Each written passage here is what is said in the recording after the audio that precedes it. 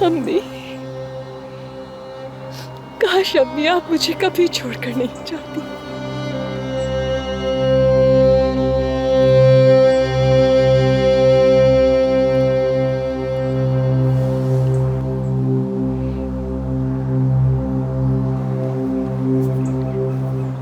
मामू जान के कहने पर ये शादी कर रही हूं मैं, क्योंकि मैं तो उसे जानती भी नहीं, कभी देखा भी नहीं उसे।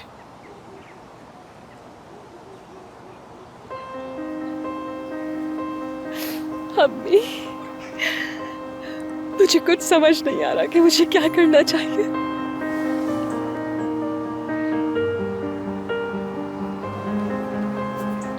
मामू जान आपके लिए सगे भाई से भी बढ़कर है, ये जानती हूँ, और आप उन्हें अफसरदा नहीं देख सकती।